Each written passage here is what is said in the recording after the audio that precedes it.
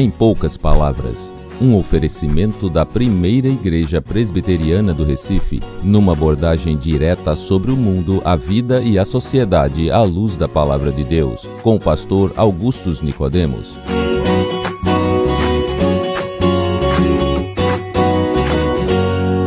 Então, queridos, estamos iniciando o 5º programa da 9ª temporada do programa Em Poucas Palavras. É gratificante poder contribuir com a sua edificação. E então, pastor, está preparado com a pergunta que vem pela frente? Estamos, com a graça de Deus, estamos aqui, ponto de bala, né, para responder as perguntas dos nossos ouvintes. O que é sempre um prazer, né? O que eu gosto do programa, uma das coisas que eu mais aprecio no programa é exatamente essa possibilidade de interação, ou seja, da gente receber perguntas, e aliás, viu, Denis, são muitas perguntas que a gente recebe pelo e-mail, né? Vamos aproveitar aqui para divulgar o nosso e-mail para você que gostaria de fazer alguma pergunta. O e-mail é empoucaspalavras@primeiraigreja, tudo junto, minúsculo, .org.br. E por esse e-mail você pode fazer a sua pergunta chegar até nós. Então vamos lá. A pergunta de hoje vem do Jorge Júnior, que é de Natal, do Rio Grande do Norte. Natal, cidade boa. Estive lá recentemente, praias belíssimas, povo muito bom. É sempre bom dar uma passadinha lá por Natal. Minha saudação para você, Jorge. E o Jorge pergunta o seguinte: tenho 2 anos de conversão, luto para não voltar a ser quem eu era. Sou cobrado pelos irmãos na fé e me angustio muito por cobrar a mim mesmo, com medo de estar desagradando a Deus. O que devo fazer, pastor, para ter a felicidade que Deus promete e não viver angustiado? Muito bem, Jorge. Obrigado pela sua pergunta. Nós vamos tentar aqui respondê-la para que seja uma bênção na sua vida e na vida de outras pessoas que têm essa mesma dificuldade. Então, em primeiro lugar, graças a Deus. Você disse que tem 2 anos de conversão. Ainda bem. Graças a Deus, porque Ele lhe tirou das trevas, lhe trouxe para a luz, lhe fez entender que você é um pecador, que você precisava da graça salvadora de Jesus Cristo e que pela fé, então, você foi recebido, foi perdoado por Deus. É tudo isso que a conversão significa, não é? Então, bendito seja Deus que teve compaixão de você, Jorge, porque essa é a maior bênção que Deus pode dar a uma pessoa aqui nesse mundo, que é a conversão, a mudança de coração, mudança de mente, mudança de atitude provocada pelo Espírito Santo de Deus, mediante e aplicando os benefícios que Cristo conseguiu para nós na cruz do Calvário. Você diz aqui que depois de 2 anos de conversão, você luta para não voltar a ser quem eu era. A boa notícia, Jorge, é que você nunca mais vai voltar a ser quem você era, exatamente porque Deus operou uma mudança no seu coração. É isso que a palavra conversão significa. Se alguém está em Cristo, diz o apóstolo Paulo, na 2ª carta aos Coríntios, capítulo 5, se alguém está em Cristo, é uma nova criatura. As coisas velhas passaram, eis que tudo se fez novo.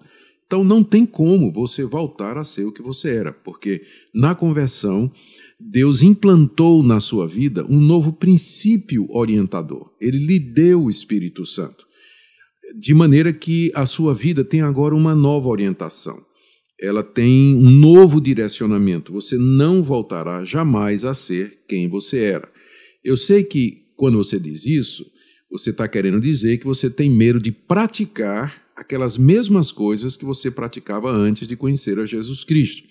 E isso é possível acontecer sim. Você praticava aquelas coisas, aqueles pecados, de uma maneira muito natural, gostava, achava que era bom. Mas depois que Deus transformou a sua vida, deu o Espírito Santo, lhe fez nascer de novo, colocou você em Cristo Jesus, o pecado não é mais uma coisa natural.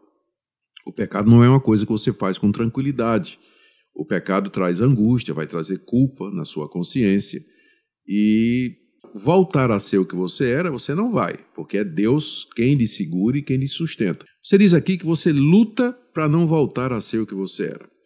Essa luta é boa e significa que você está consciente de que essas coisas que você praticava antes da sua conversão estavam erradas e você ama a Deus e você não deseja voltar a praticar estas coisas que ofendiam o seu Salvador Jesus Cristo.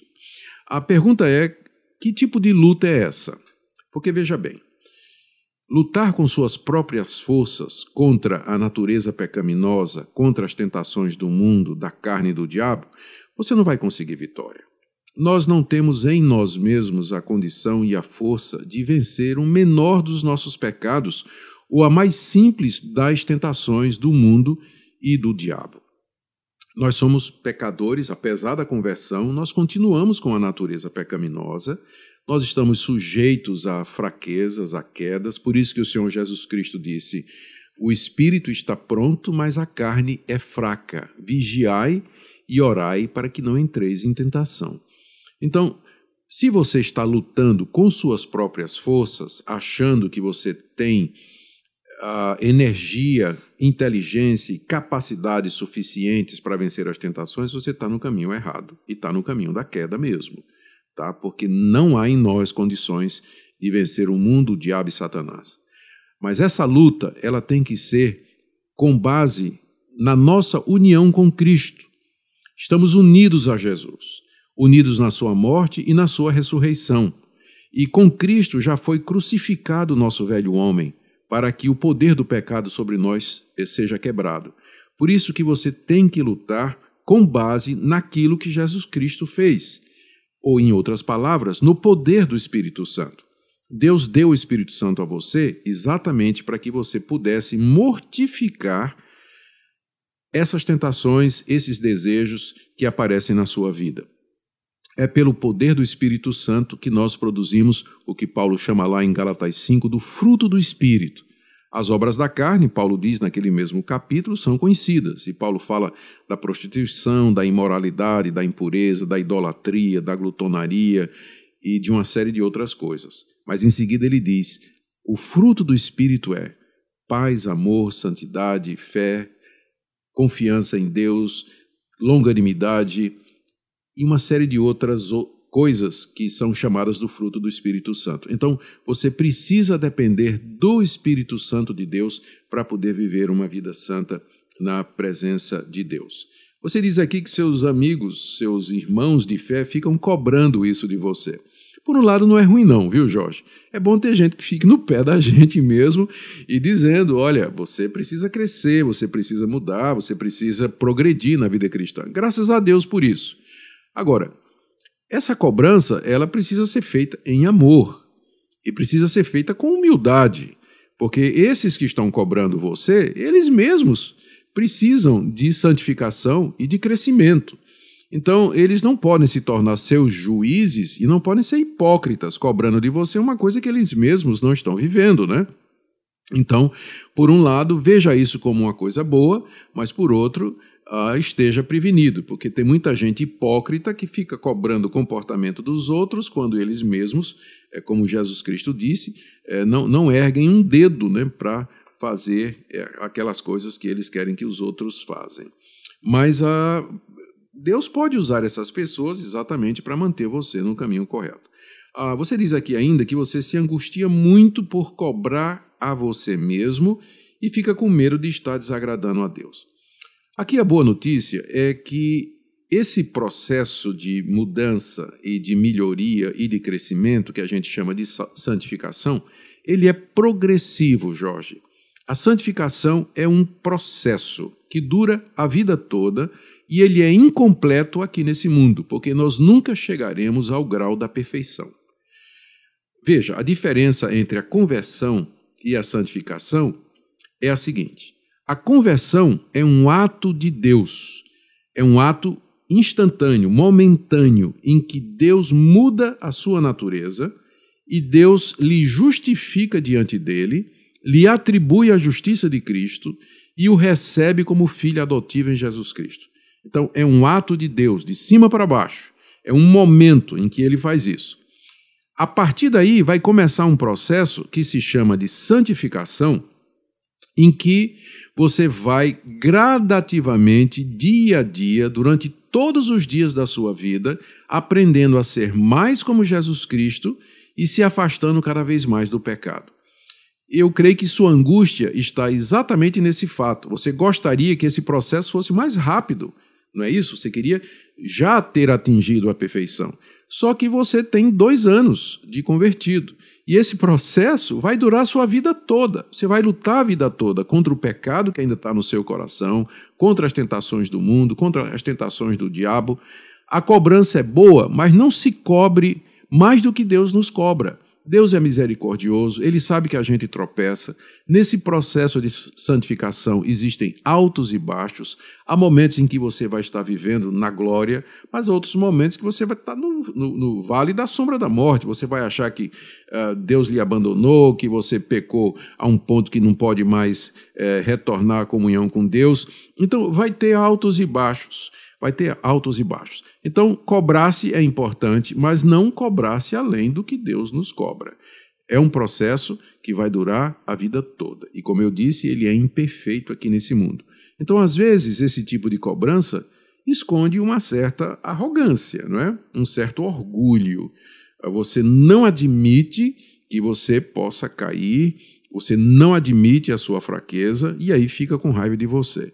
Então, você tem que verificar se essa sua cobrança não parte de uma arrogância sua, porque a humildade, ela leva a gente a dizer o seguinte: Deus, eu sou um pecador, eu sou indigno de Ti, não sou capaz de fazer absolutamente nada por mim mesmo, dependo da Tua graça.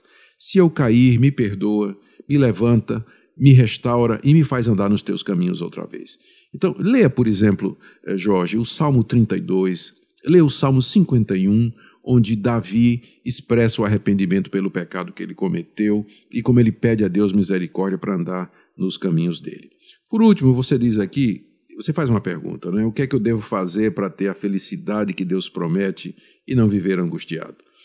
Essa felicidade que Deus promete, ela não é resultado de uma vida perfeita, mas é o resultado de você saber que mesmo imperfeito e pecador, Deus ainda lhe ama e Deus o recebe como filho.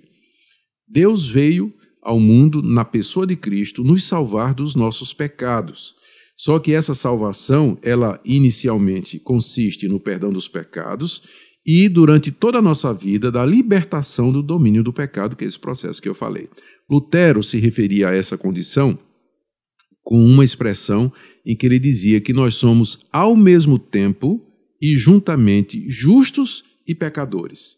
Justos porque Deus nos considera assim, mas pecadores porque nós ainda continuamos, durante toda a nossa vida, sujeitos a cometer pecados e por isso dependemos constantemente da graça de Deus. A felicidade que Deus promete, mais uma vez, ela não é baseada na sua capacidade de viver uma vida santa, mas no fato que você sabe que foi aceito por Deus e perdoado em Cristo Jesus, que Ele é o seu Salvador que intercede por você à direita de Deus. A sua felicidade se baseia nisso, no perdão e na redenção, e não na perfeição que você busca aqui nesse mundo. Então, Jorge, obrigado pela sua pergunta. Espero que a resposta lhe ajude a ver que a felicidade ela nos é dada com base na obra de Cristo e não na nossa perfeição moral, e que você, então, agradeça a Deus até por esses que estão cobrando aí, não é? É bom ter gente que nos cobra. Já pensou se você tivesse amigos que estivessem empurrando você para o pecado, não é? Seria muito pior. Ainda bem que os seus amigos, pelo menos, estão cobrando de você uma vida mais santa. Deus abençoe, Jorge. Inclusive, pastor, conheço algumas pessoas que passam pela mesma aflição que o Jorge. E aproveito para agradecer a audiência de nossos ouvintes. E, pastor, por favor, sua saudação final. Minha saudação final é a você, querido ouvinte, que está lutando para viver uma vida em santidade. Há dois extremos aqui. Primeiro, achar que pode viver de qualquer maneira. Está errado. Deus deseja que nós vivamos uma vida de santificação. O outro extremo é essa cobrança excessiva que nos leva ao desespero. Está errado também. Nosso Deus é misericordioso, Ele é bom e Ele nos estende a mão para nós vivermos uma vida de retidão aqui nesse mundo. Deus abençoe vocês.